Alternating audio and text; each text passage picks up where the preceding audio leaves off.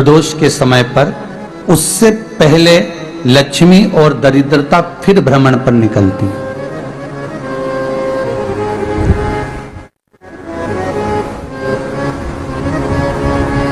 शिव भ्रमण कर कर जब वापिस आ जाते हैं, हिंदू धर्म में पीपल के वृक्ष की जो गणना वराह पुराण में करी गई है, 4 बजे से 7 बजे तक शिव के भ्रमण का समय बताया है शाम को। तो 7 बजे से लेकर फिर रात्रि 9 बजे तक लक्ष्मी और दरिद्रता फिर भ्रमण पर जाती है। इनका एक समय निश्चित है महाराज। भ्रमण कर कर आ जाना। अब इस बीच में जब लक्ष्मी और दरिद्रता दोनों निकल कर जा रही हैं, तो दोनों एक भाव रख कर जाती हैं कि आज हमको कहां प्रवेश करना है।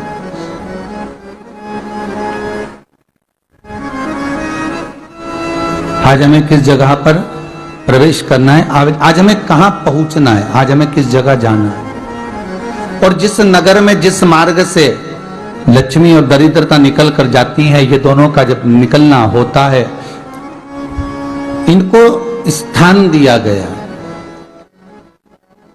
जहां पर स्वच्छता हो, घर के दरवाजे पर रंगोली डली हुई हो, द्वार पर जल छीटा गया हो।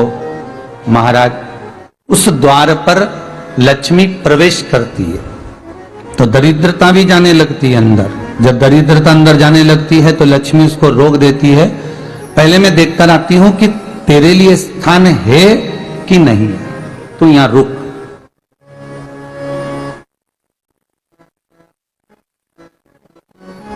कुछ देर तक दरिद्रता बाहर खड़ी रहती है और लक्ष्मी जी की बड़ी बहन जब दरिद्रता बार बार अंदर जाने का प्रयास करती है तो लक्ष्मी जी कहती हैं, जीजी तू इतनी बड़ी होकर तुझे मालूम है तो तेरा सम्मान होना चाहिए, आदर होना चाहिए, और तुम अंदर चली जाए और कोई तेरा सम्मान ना करे तो कितना बुरा लगेगा, इसलिए तू बाहर खड़ी रहे। मैं अभी आई। अंदर जाती है और जब लक्ष्मी जी भ्रमण कर लेती हैं, अंदर प्रवेश कर कर आती हैं और प्रवेश कर कर आती हैं तो दरिद्रता पूछती है चले अंदर। तो लक्ष्मी जी कहती हैं, तुझे मालूम नहीं है क्या जीजी कि जिस घर में मैं प्रवेश कर जाती हूं उस घर में फिर दरिद्रता नहीं जा सकती, क्योंकि ये तेरा वचन था, ये तेरा वचन था। अपन दोनों का जब मंगल विवाह हुआ था, मेरा विवाह जब नारायण के साथ में हुआ और तुम्हारा विवाह जब दुस्साह मुनि के साथ हुआ, दरिद्रता का विवाह दुस्साह मुनि के साथ हुआ। जब अपना दोनों का विवाह हुआ था तो अपन दोनों ने एक वादा करा था कि जिस घर में लक्ष्मी प्रवेश कर जाएगी उस दिन फिर दरिद्रता नहीं जाएगी, और जिस घर में दरिद्रता प्रवेश कर जाएगी उस घर में फिर लक्ष्मी नहीं जाएगी। और जब मैं अंदर देख कर आ गई हूं तो तू अंदर नहीं जा सकती, अर्थात लक्ष्मी के चरण जिस घर में पड़ गए उस घर में फिर दरिद्रता प्रवेश नहीं कर रही। चलते चलते फिर दरिद्रता ने देखा और लक्ष्मी जी इसको लेकर गई और लक्ष्मी जी ने देखा कि इसके दरवाजे पर जल नहीं छीटा गया, इसके दरवाजे पर ना रंगोली डली है, इसका द्वार साफ नहीं हुआ, इसके द्वार पर दीप नहीं है, इसके द्वार पर कलश नहीं है, इसके दरवाजे पर ढेर सारा कचरा पड़ा हुआ है, कोई श्वान कोई कुत्ता गंदगी भी कर कर चला गया है, कहीं बिल्ली ने गंदगी कर रखी है, कहीं जीवों ने कुछ गंदा गिरा रखा है। तो फिर लक्ष्मी जी कहती है, जी अब मैं होकर आ गई थी ना, अब तू जा, तू होकर आ। और दरिद्रता प्रवेश करती है। तो अंदर जाकर क्या देखती है दरिद्रता कि इतनी सवेरे से मैं घूमने इनके दरवाजे पर आई और ये तो सब चादर तान के चकाचक गुर्राटा भर भर कर सो रहे हैं। तो दरिद्रता कह देती है, तुम्हारा भाग्य ही बेकार है, तुम्हें क्या करूं, तुम ऐसे ही सोते रहो। और दरिद्रता गुस्से में बाहर निकल कर आती है, लक्ष्मी से कहती है, लक्ष्मी तू इसके घर में जाना ही मत ही। तो दरिद्रता को कहती है, जीजी तेरी बात नहीं मानूंगी क्या मैं?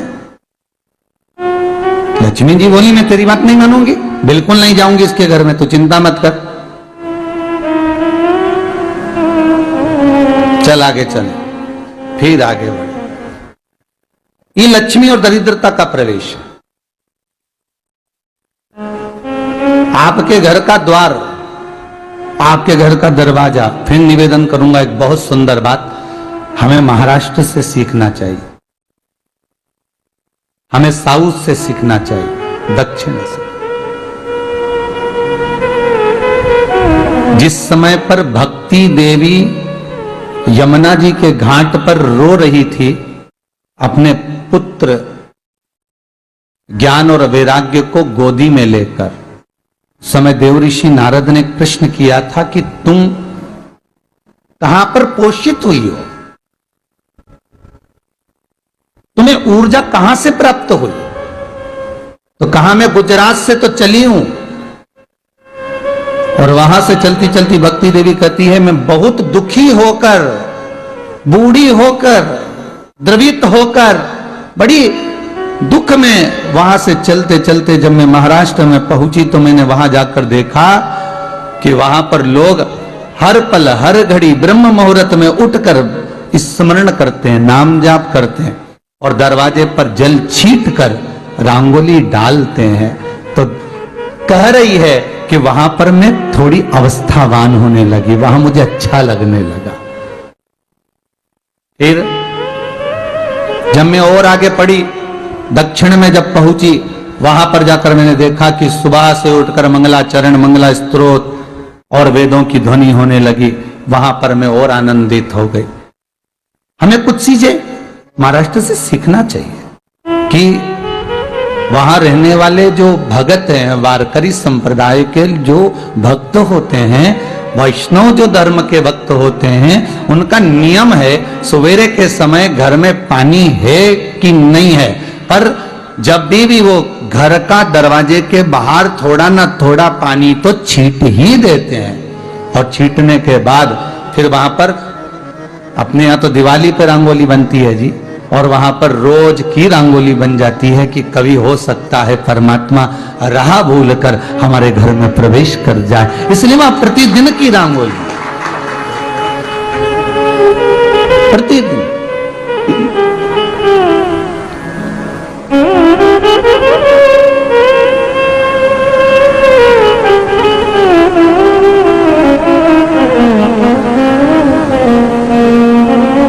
हमें सीखना चाहिए थोड़ा सा। आज के जमाने में तो बहू अपने कमरे की झाड़ू लगा ले, वो भी बहुत बड़ी बात है। हो खड़ी खड़ी बहू ये देखती रहेगी कि नौकरानी सही से झाड़ू लगा रही, वहां से लगा के लाओ, इधर से हेड़ के ले जाओ, वहां से कचरा सोरो, वहां से पोछा लगाओ। खड़ी रहेगी, उंगली से बताती रहेगी, पर इतना नहीं बनेगा कि सेविका से, नौकरानी से, दासी से कह दे कि तू मम्मी पापा के कमरे की लगा ले, मैं मेरे कमरे की लगा लूंगी, तू जा उधर। थोड़ा दया का भाव अगर होता तो उसके मन में भी आता कि मेरी बड़ी सेठानी तो अपनी जगह पर है, पर छोटी तो सेठानी की भी बड़ी सेठानी है जो मुझ पर करुणा करती रहती है। पर बड़ी तो कहे कि बेटा रहने दे, तू उधर ले जा, जब भाभी के कमरे में देख ले जा। उसके बच्चों का बड़ा फैलारा रहता ना, तो उधर देख ले जा, तो जरा उधर, मां उधर भेज रही है।